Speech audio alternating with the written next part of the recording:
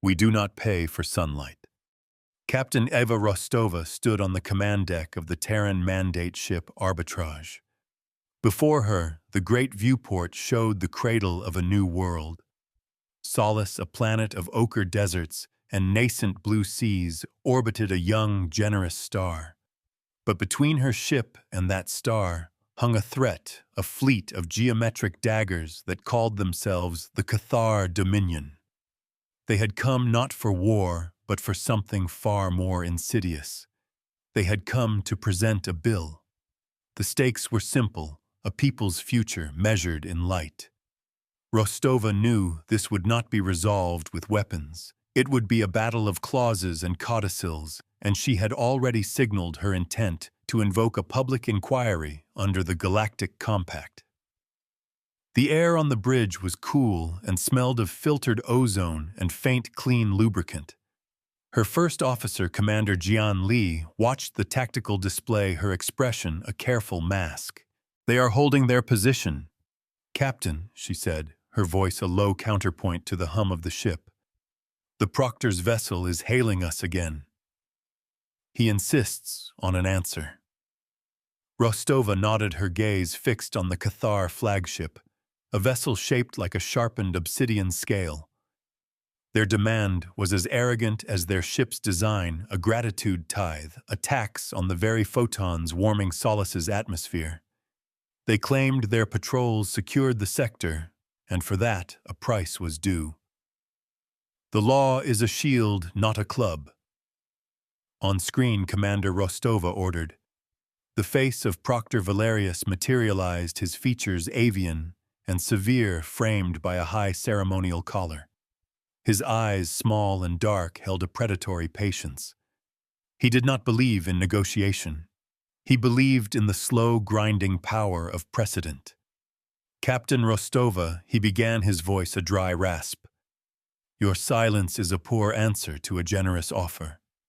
The Dominion requires its due. 10% of stellar output is a modest price for security." Eva kept her own expression neutral, a lifetime of diplomatic training, holding her anger in check.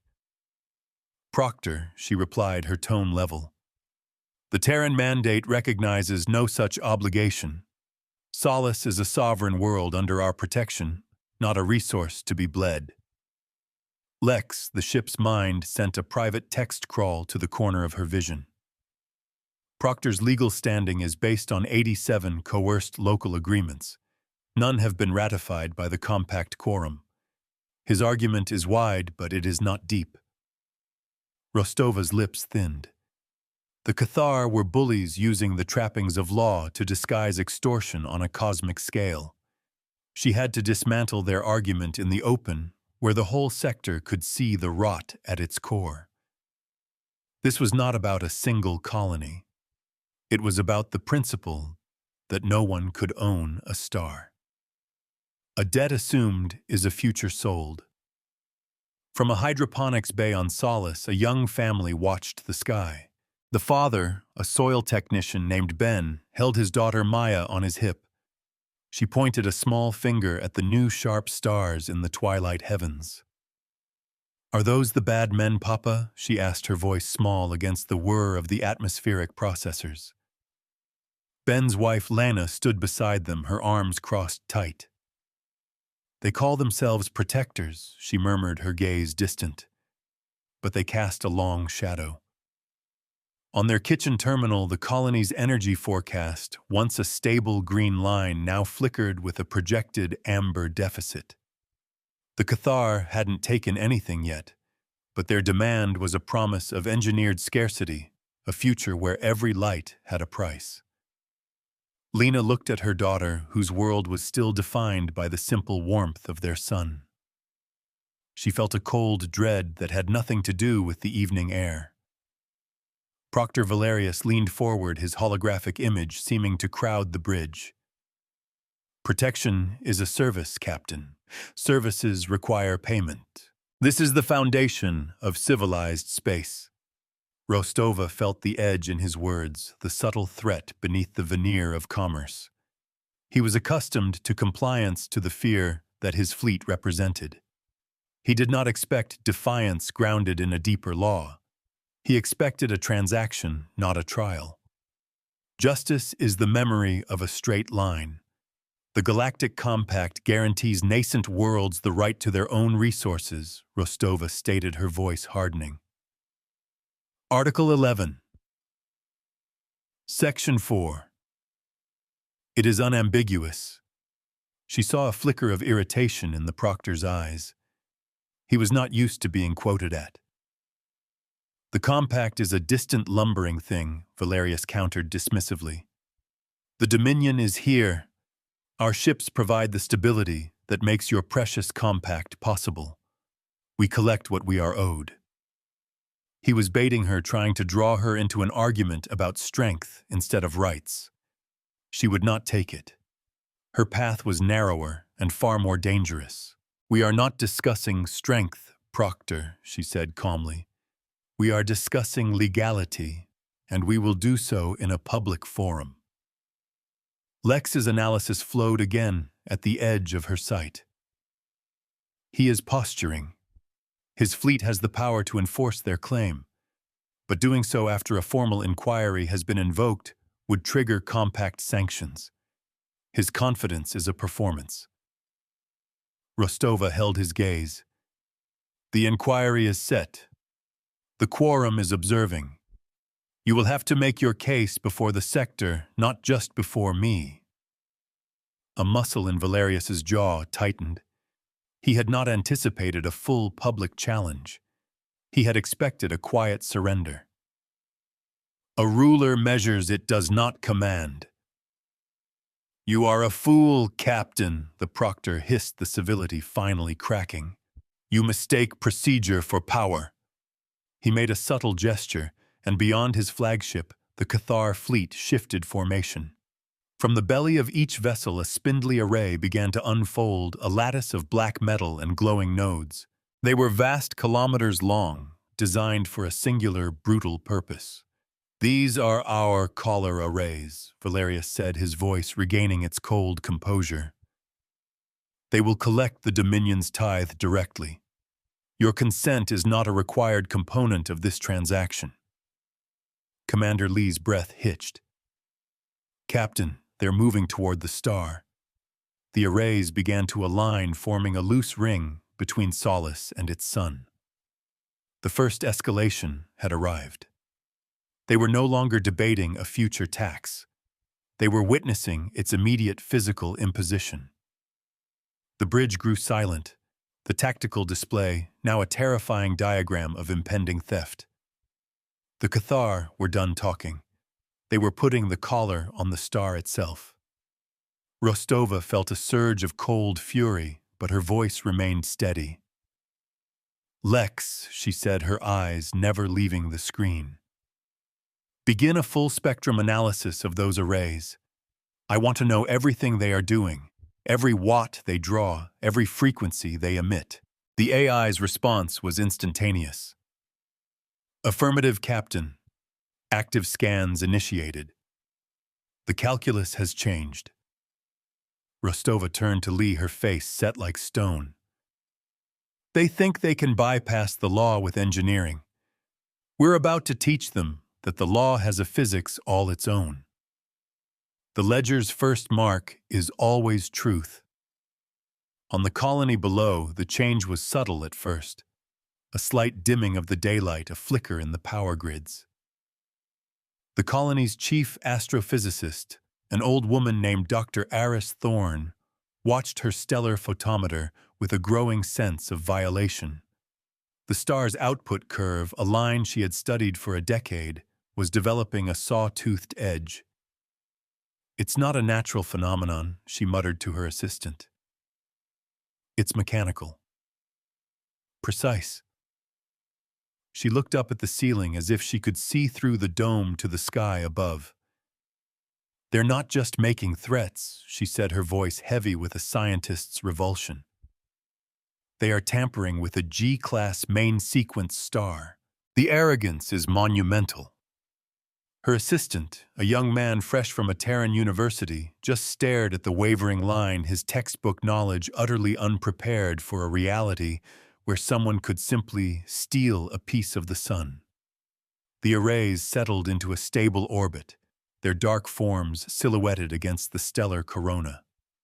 Commander Lee reported the first hard numbers. "Energy drain is confirmed," she said, her voice tight. "Initial diversion is at 3% of total output, but they have the capacity to take the full 10. The bridge crew worked with quiet, grim efficiency, their movements precise and economical. They were professionals trained for war and crisis, but this was something different. It was a siege conducted not with missiles, but with meters and contracts. It felt more personal, more invasive. A chain's strength is in its weakest truth. Rostova paced the command deck, her mind racing. The Cathar had forced her hand, escalating from a legal threat to a physical act of aggression. A direct attack was suicide. Lex's projections gave the arbitrage a 12% chance of survival in a direct confrontation with the Cathar fleet. Her only weapon was the inquiry. She had to transform it from a procedural hearing into a public trial, and she needed evidence that would shock the quorum out of its complacency. "Lex, what have you found?" she asked, stopping before the main holotank. "The collar arrays are inefficient." The AI responded, its synthesized voice holding a note of analytical curiosity. A three-dimensional model of the array system appeared in the tank, glowing lines indicating energy flow. "They are diverting 3.1% of stellar energy, as Commander Lee stated. However, only 2.4% is being successfully redirected to their vessels as usable power." Rostova stared at the model. "Where is the missing energy going?" "What are they wasting it on?" "It is not waste," Captain Lex corrected. "The remaining 0.7% is being converted and emitted as a wide-field, low-intensity resonance. It permeates the entire system." Jian Li stepped closer. "A resonance for what purpose?" "Communications jamming," Negative Lex said. "The frequency is wrong. It appears to be a subtle inhibitor field. It is tuned to interfere with the pre-initiation sequences of certain high-capacity FTL drives." A cold understanding dawned on Rostova's face. This was the missing piece, the key to their entire predatory model. You cannot tax the light and hide in shadow. They're not just running a protection racket. Rostova said the words falling like ice chips in the quiet bridge. They're creating a trap. She looked at Lee, whose eyes had widened in comprehension. The field doesn't stop anyone from leaving, but it would delay or prevent a major relief fleet from arriving quickly. They find a young colony, isolate it with this field, and then apply pressure. By the time a real military force could intervene, the colony would have already signed their predatory treaty, and it would all be legally binding. It was brilliant in its viciousness. The Cathar weren't just pirates. They were architects of legal cages, using technology to ensure their victims had no one to call for help. This was the evidence she needed. This was the truth that would turn the inquiry on its head. It transformed the Cathar's claim from a dubious financial demand into a clear act of systemic aggression, a violation of the Compact's core tenets of free travel and mutual defense. Commander Rostova said, her voice ringing with newfound purpose. "Prepare a full data packet on that suppression field. Encrypt it, but have it ready for broadcast on my mark." She turned back to the vacant space where Valerius's image had been. "Proctor," she whispered to herself, "you wanted to talk about the cost of security. Let's have that conversation in public." A question is a lever to move a truth. The public inquiry convened 2 days later. The arbitrage's bridge was reconfigured, the central holotank now a formal witness stand. Holographic icons representing the three arbiters from the Quorum, a serene crystalline entity from the Cygnus Federation, a stoic silicon-based life form from the Forge Worlds, and a pragmatic trade delegate from the Arcos Combine floated above the tank. Dozens of smaller icons signified the observing systems, a silent galactic jury. Proctor Valerius reappeared, his expression smug. He believed this was a formality, a stage on which he would legitimize his claim. He began by presenting his case, a long, tedious recitation of the Cathar's self-proclaimed role as guardians of the frontier. He showed records of other tithes being paid, framing them as joyful contributions to galactic stability. Rostova listened patiently, letting him build his own cage. She did not interrupt. She let the weight of his own words settle in the silence. When he was finished, a long pause hung in the virtual space. One of the arbiters, the crystalline Signan, pulsed with soft light. "Captain Rostova, your response." This was the moment. All the planning, all the analysis hinged on the next few minutes. The fight for solace would be won or lost right here in a war of questions. A fact cannot be coerced. I have no counter-argument to the proctor's history. Rostova began, her voice calm and measured. The statement caught Valerius off guard. He had expected a passionate denial, a plea for fairness. Instead, she continued, "I have questions about the technical implementation of his service." She turned her attention fully to the proctor's hologram. "Proctor Valerius, can you please confirm for the quorum the operational efficiency of your collar arrays?" Valerius waved a dismissive hand. "A technical matter of no relevance. They perform their function adequately." "But what is their function?" Rostova pressed, her voice sharpening slightly. "Is it solely to collect and transfer stellar energy?" A hint of suspicion entered the proctor's eyes. "That is their primary purpose, yes." "Then perhaps you can explain this," Rostova said. With a flick of her wrist, she sent Lex's data packet to the entire quorum. The central holotank dissolved the image of the arbitrage bridge and replaced it with a stark, vivid model of the Solace system. A pulsing, insidious red web emanated from the Cathar arrays, bathing the entire system in its light. Energy vectors clearly showed the 0.7% discrepancy feeding not into Cathar ships, but into this system-wide field. "This is the array's secondary function, isn't it?" Proctor Rostova's voice was like a hammer striking an anvil. "A suppression field, one designed to isolate this system from outside help. It is not a tool of collection. It is the bars of a cage. The truth has a weight all its own." A wave of transmissions flooded the quorum's private channels. The silent observer icons began to flash with activity. The Signan arbiter glowed with a harsh, angry light. The Forge representative unfolded its complex body, a gesture of intense focus. Valerius's composure finally shattered. His face contorted in a mask of fury. "This is an outrage, a fabrication. Terran propaganda," he snarled. But the data was irrefutable. Lex's analysis was precise, verifiable, and now public. Every observer in the quorum was running their own simulations, and every one of them was confirming the existence and function of the suppression field. "Is it fabrication?" Proctor Rostova's voice cut through his tirade. "Or is it simply the part of the service you don't include in your invoices?" She had him. The legal argument for the tithe was built on a foundation of security and stability. But the suppression field proved that the Cathar were not providing security. They were manufacturing vulnerability.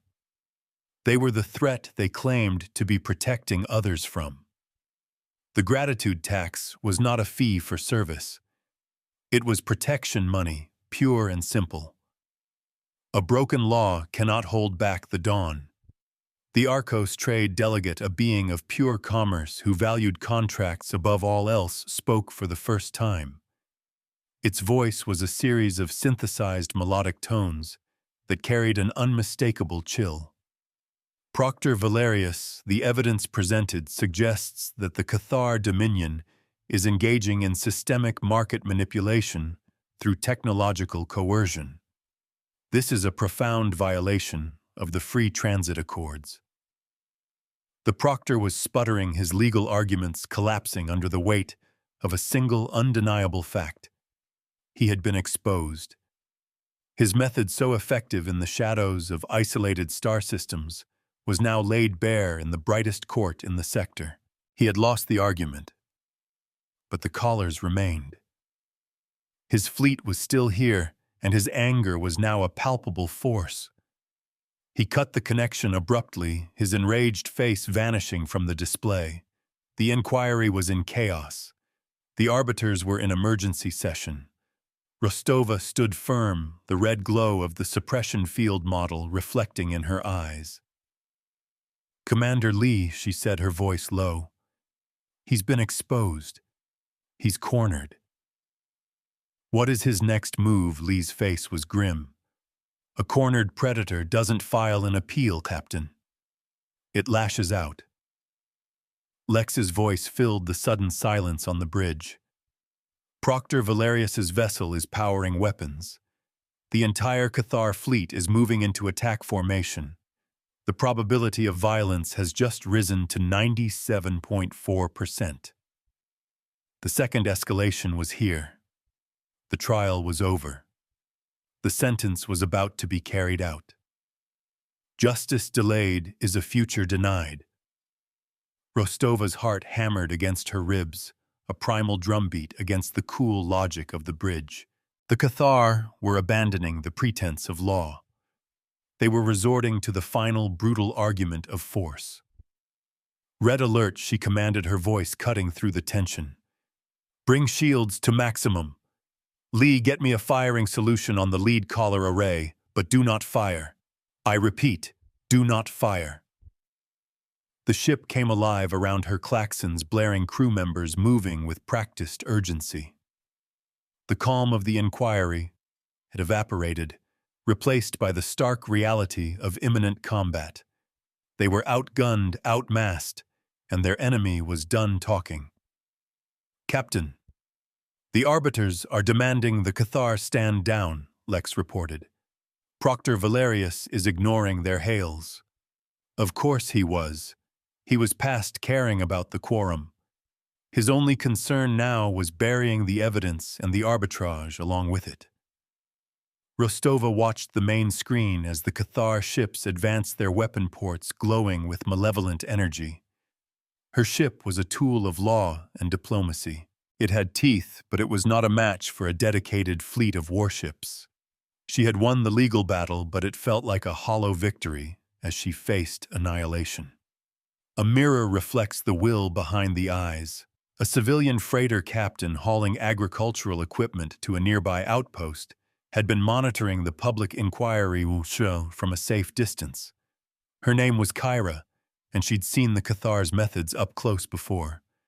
She watched the tactical situation unfold on her own bridge, display her knuckles white on the controls. "They're going to kill them," her co-pilot whispered, his voice laced with horror. "That Terran ship proved its case, and the Cathar are just going to blow them out of the sky for it." Kira's eyes narrowed. "The quorum won't get a fleet here in time," she said, more to herself than to him. "But the inquiry isn't just for them." She opened a channel, a wideband frequency used by independent haulers and prospectors across the sector. "This is the Star Wanderer to any free traders in the Solace Drift," she broadcast. "The Cathar are showing their real colors. The Terran ship Arbitrage is holding the line for all of us. Who's with them?" Rostova was running out of time. The lead Cathar cruiser was in weapons range. Her mind raced, sifting through options, strategies, anything to avoid a direct confrontation. She had to de-escalate. But how when the enemy was committed to violence? Then Lex spoke, its voice a calm island in the storm of the red alert.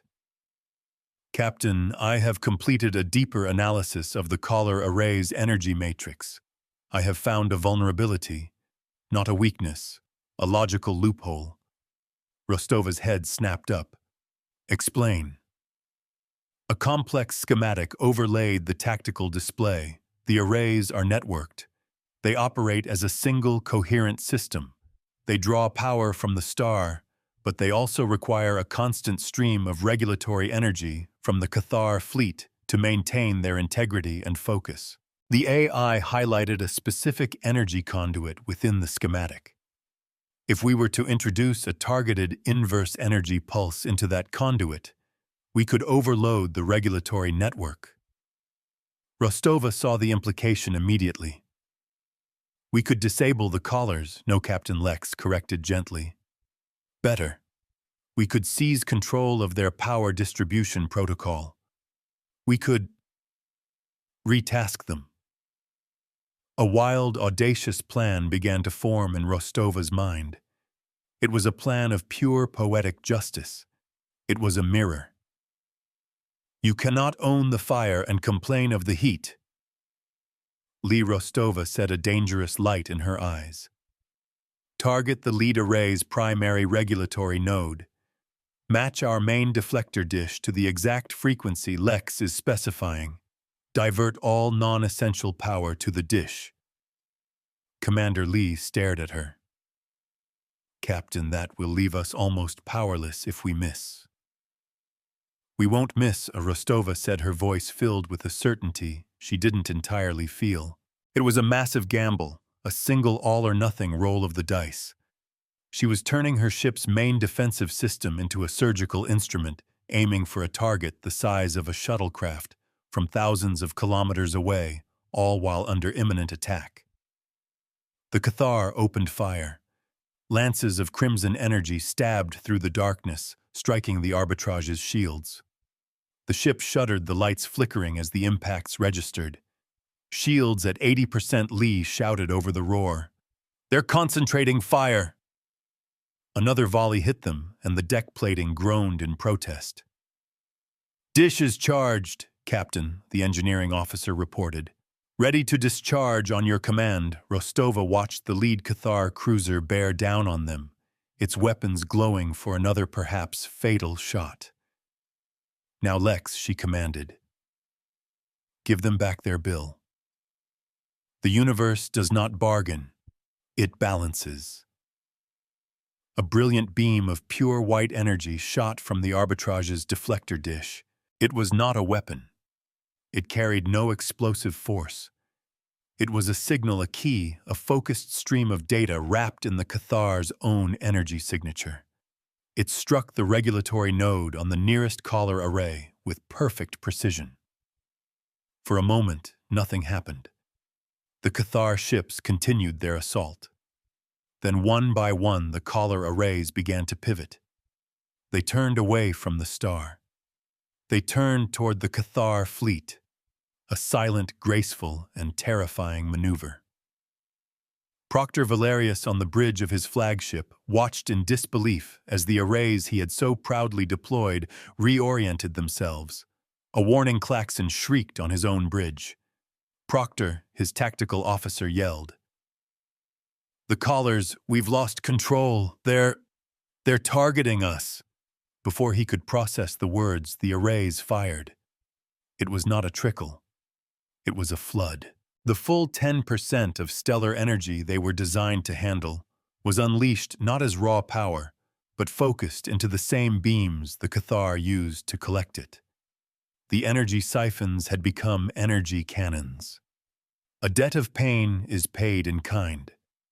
The Cathar fleet was engulfed in the pure, incandescent fury of a star. Their own technology, the very symbol of their oppression, had been turned against them. The beams designed to harmlessly collect energy were now overloading their shields, boiling their armor, and disabling their systems. It was not destructive, but it was absolute. It was a perfect, crushing reversal.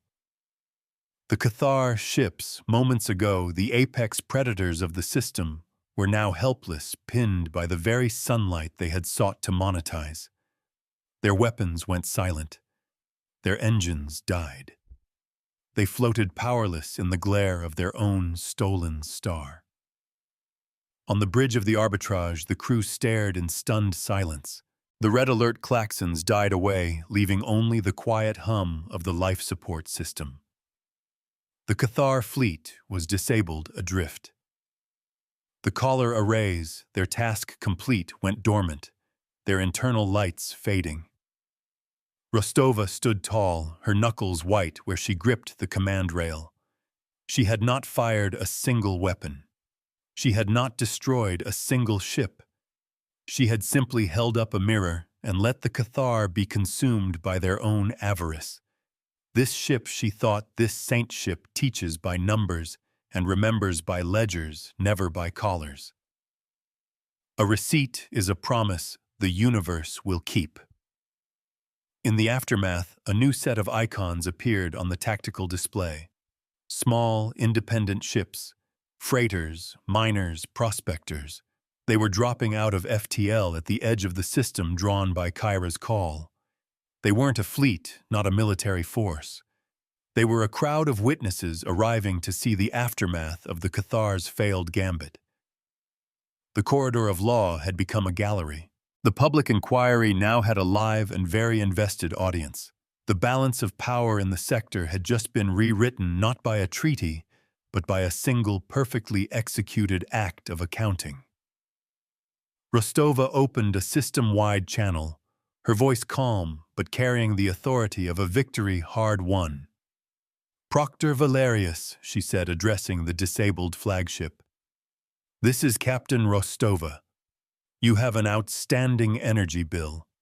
I am sending you the invoice now." She gestured to Lee, who with a small grim smile transmitted a data packet to the Cathar. It was a full accounting of every joule of energy the arrays had fired into their fleet, calculated at the market rate set by the Arcos trade delegate. It was a debt so colossal it would cripple the Cathar dominion for a generation.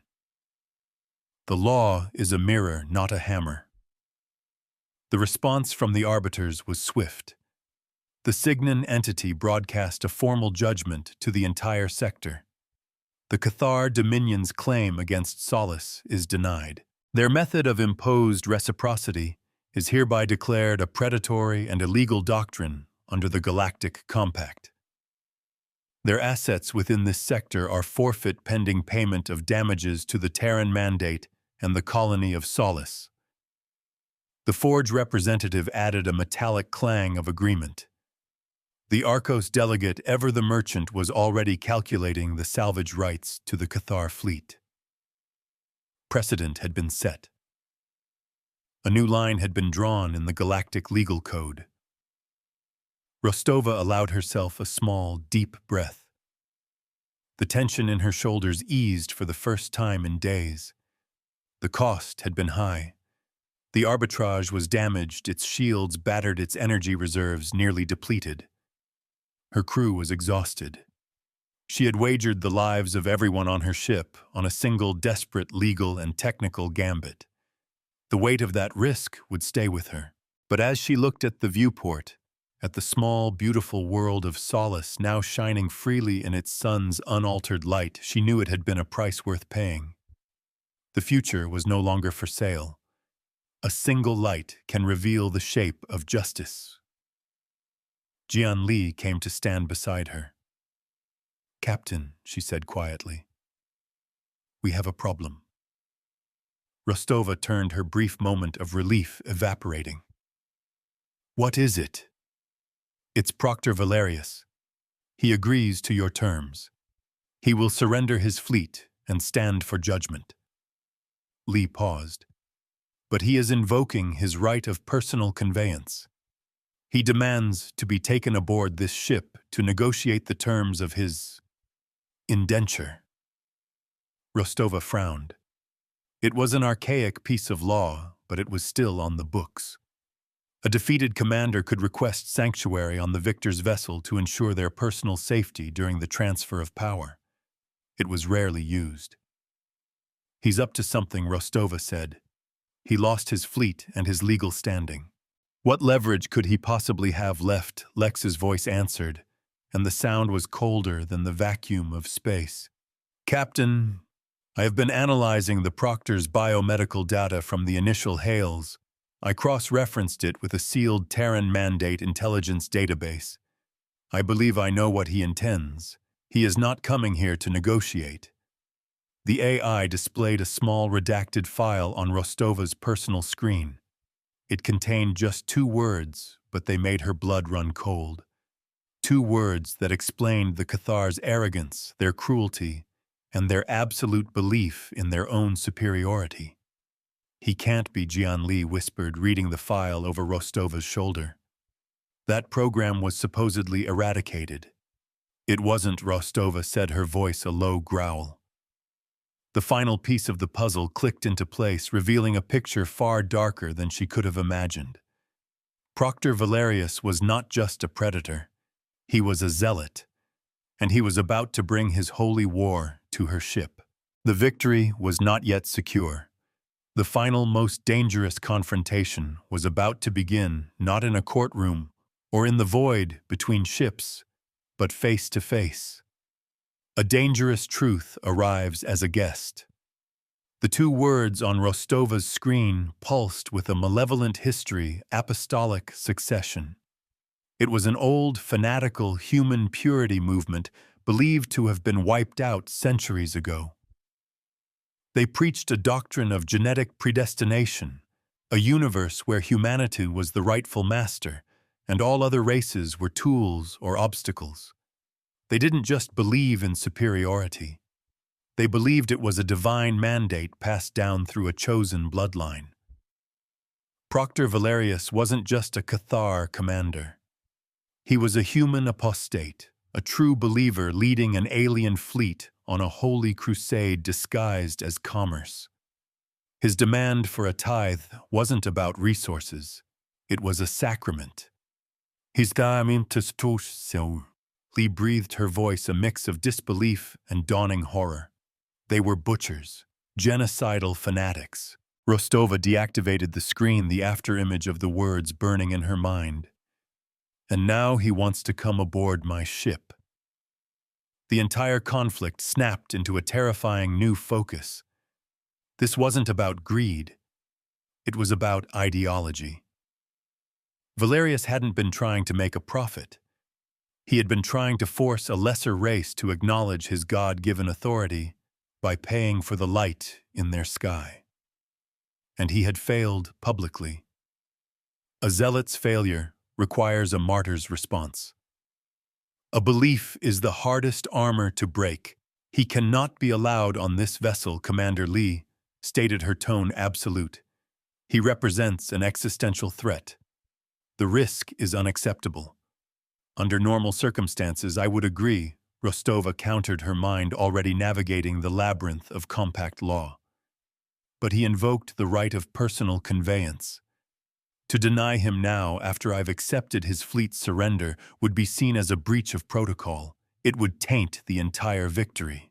The quorum would see it as Victor's arrogance. She looked at the tactical map at the disabled Cathar ships and the gathering of civilian witnesses. The entire sector is watching. We won this by the letter of the law. We have to see it through by the letter of the law. Captain Commander Lee's assessment of risk is logical. Lex interjected, its calm tone a stark contrast to the tension on the bridge. A successor's primary weapon is not the fleet he commands, but the doctrine he embodies. His physical presence is the vector of transmission. Rostova understood. Valerius wasn't coming to negotiate. He wasn't coming to fight. He was coming to preach, to convert, or to die in a way that would sanctify his cause. "Then we will prepare a sermon of our own," Rostova said, a cold resolve settling over her.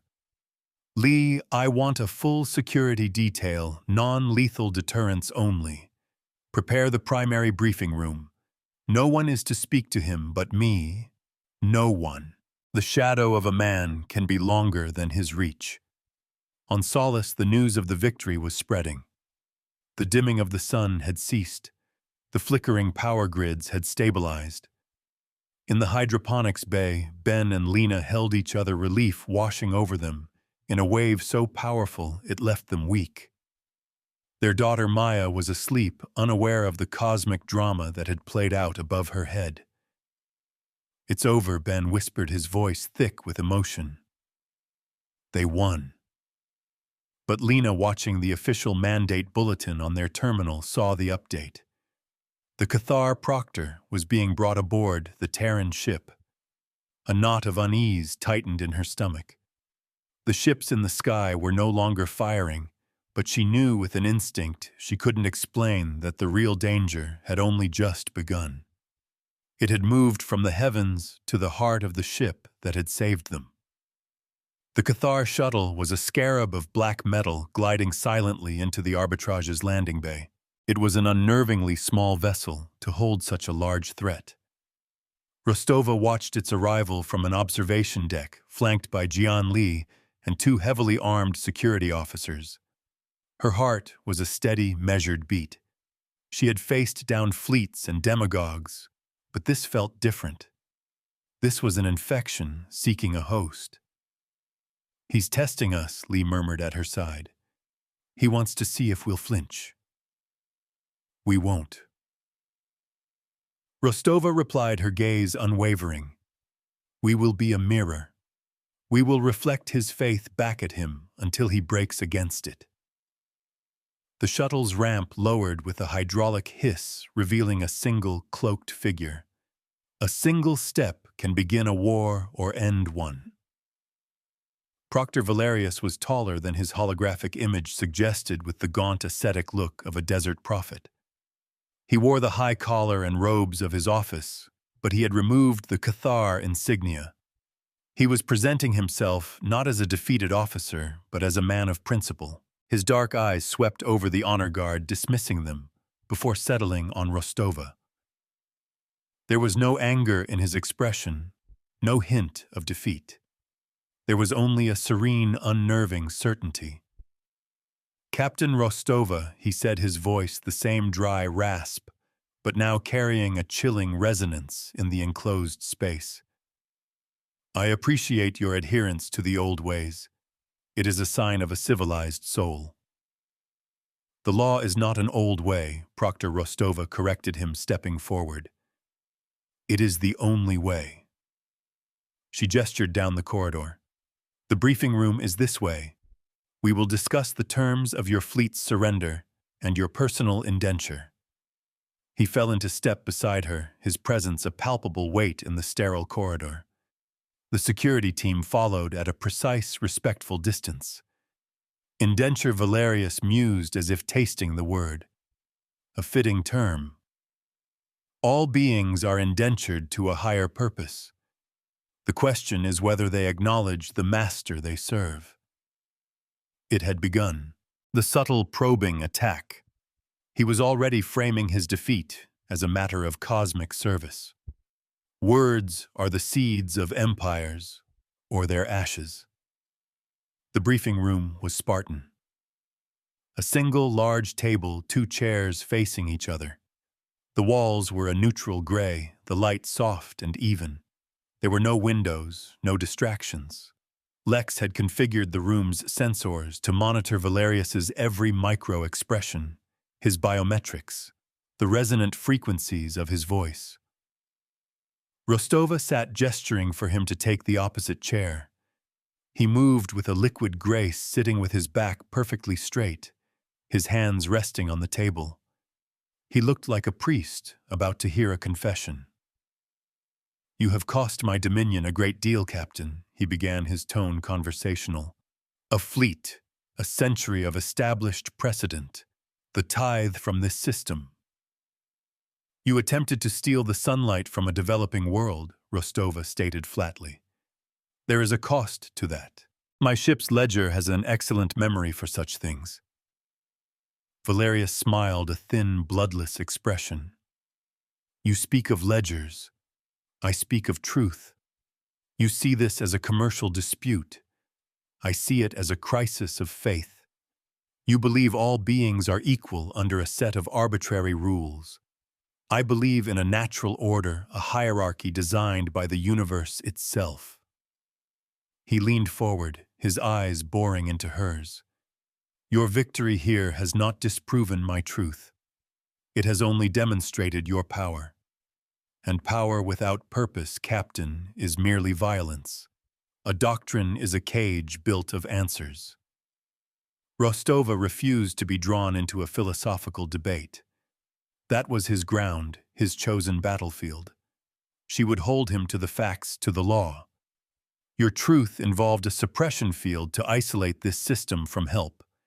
Your natural order required you to manufacture a vulnerability before you could offer your protection. That is not faith, Proctor. That is fraud. She slid a data slate across the table. These are the terms of surrender, the forfeiture of your remaining fleet. Reparations for the damage to my ship and for the energy stolen from this star. And your personal testimony before a compact tribunal on the illegal practices of your dominion. Valerius ignored the slate. His gaze was fixed on her, intense and unblinking. You think you are saving these people, he said softly, but you are merely abandoning them to the chaos of their own insignificance. I offer them a place in the great design, a purpose. To serve a higher being is not slavery, Captain. It is liberation from the burden of choice. Captain Lex's text scrolled at the edge of her vision. His cardiac rhythm is slowing. His metabolic rate is dropping. This is a practiced meditative state. He is preparing for something. Rostova felt a chill despite the room's steady temperature. The escalation was coming. He was not here to argue. He was here to act. The quietest room can hold the loudest threat. From the observation post on the Star Wanderer, Kira watched the silent exchange. She had no audio, only a long-range visual of the arbitrage's briefing room, a feed being quietly shared by a sympathetic mandate officer. She saw the Terran captain calm and composed. She saw the proctor, a statue of chilling serenity. What's he doing, her? Co-pilot asked, his face pressed close to the screen. He's just sitting there. Kira shook her head. No, she said, her gut twisting. He's winning. He wanted to get in that room. He wanted to be face to face. This is his endgame. She had seen zealots before. They didn't need ships or weapons. Their conviction was the only weapon they needed, and it was always aimed at the heart. Rostova decided to force the issue. You will sign the terms, Proctor, or you will be remanded into custody as a prisoner of war, and your rights under the conveyance will be void. For the first time, Valerius's expression changed. A look of profound pity entered his eyes. You still believe you are in control, he whispered. You won the battle of photons and frequencies. A child's game. But the real war is fought in here. He tapped his own temple. In the space between thoughts. A space where your ledgers have no meaning. He closed his eyes. And I am here to collect a different kind of tithe. A tithe of the soul. A truth untold is a weapon unseen. Captain, I advise immediate termination. Lex's voice cut into her private comm, stripped of all its usual calm. His biological signs are critical. He is initiating a mimetic cascade. I cannot predict its function, but the apostolic successors were known for cognitive warfare. He is a weapon. Rostova's blood ran cold. This was his final gambit. Not a bomb, not a poison, a plague of the mind. He intended to die here, and in doing so, unleash an idea so powerful, so virulent, it would infect her crew. He would turn her ship into a temple for his twisted faith. His martyrdom would be the seed of a new church born in the heart of the vessel that had defeated him. Lee Rostova said into her own calm, her voice a low, urgent command. Evacuate the deck. Seal this room. Now. But it was too late. A low hum began to fill the air, a sound that seemed to come from inside her own skull. Valerius's body began to glow with a faint, sickly purple light. The master calls for his due. He intoned his voice now, a booming chorus that echoed without a source.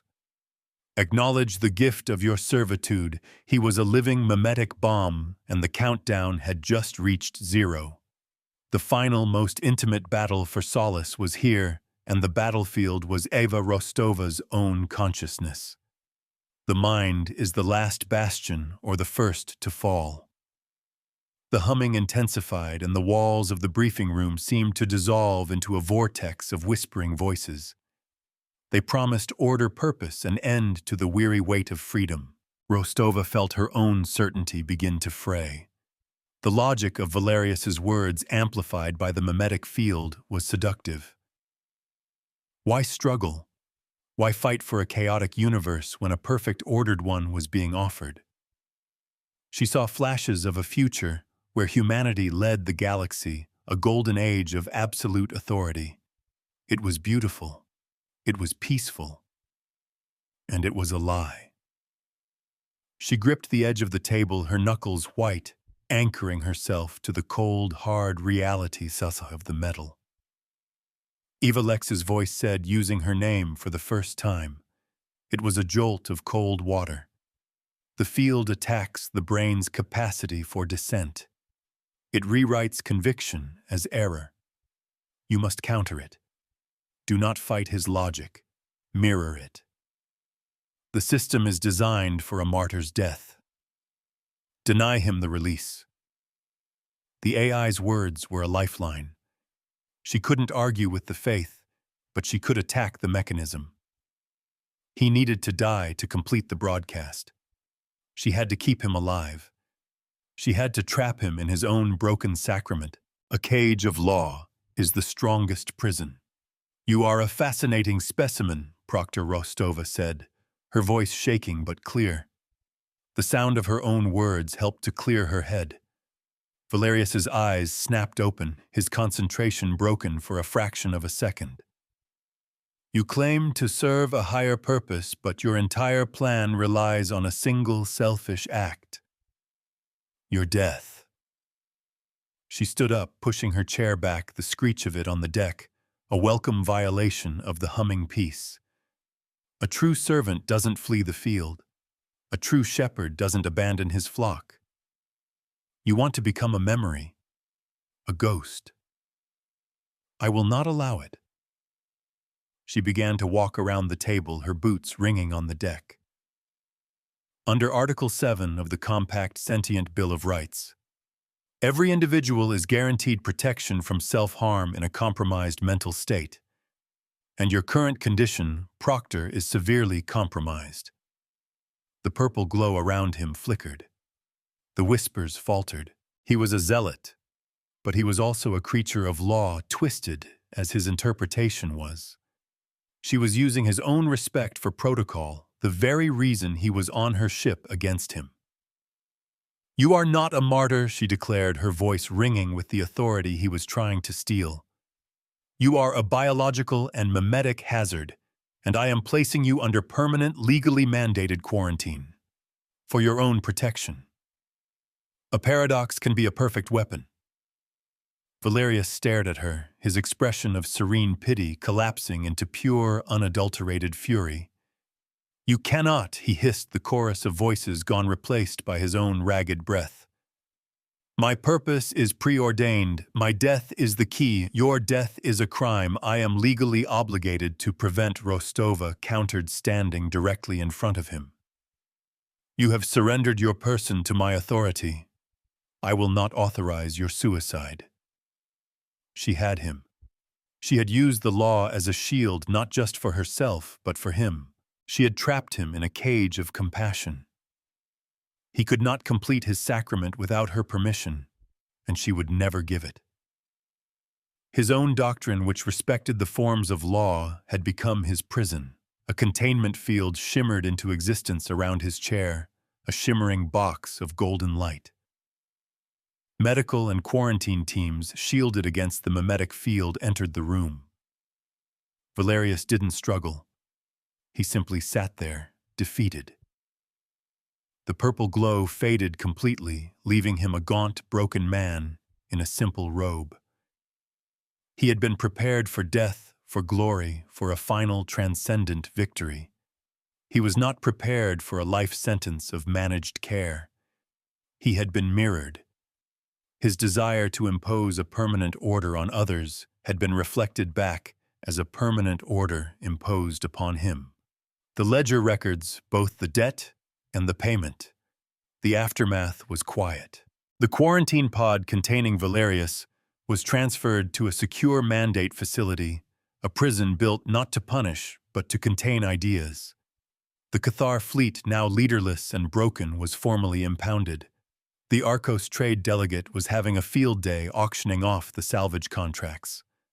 On the bridge of the arbitrage Rostova, watched the civilian freighters, the impromptu witnesses, begin to disperse. A new message was blinking on the main screen. It was from the colony on Solace. It was a simple data packet, but it contained the signatures of every single colonist, a formal declaration of gratitude, and a petition to name their first capital city Rostova's Landing. She felt a profound weariness settle into her bones. The cost of this victory had been steep. A part of her would forever feel the echo of those whispers, the seductive pull of Valerius's doctrine. She had looked into the abyss of absolute certainty and had to find the strength to turn away. That memory was a scar. Commander Lee stood beside her holding 2 mugs of steaming coffee. A new precedent was locked today. Lee said, her voice soft. Mimetic warfare has been formally classified as a crime against sentience. The successor doctrine is now listed as a public contagion on every galactic ledger. The institutional consequence was secure. A new law born from this confrontation would protect others from zealots like Valerius. Justice is not a destination, but a direction. It is the slow, hard work of drawing a straight line in a universe that prefers to curve. We cannot eliminate the darkness, but we can build walls of law and light to contain it. We can teach by numbers, we can remember by ledgers. We hold the line not with weapons, but with the stubborn belief that a future freely chosen is the only one worth living, and we never ever let them make us kneel. The main screen refreshed, displaying an entry on the sector's public ledger. The text was stark final. Status of Valerius, apostolic successor, quarantine permanent. The final word blinked once, a steady beacon in the quiet dark. Confirmed. Some debts can only be paid by living.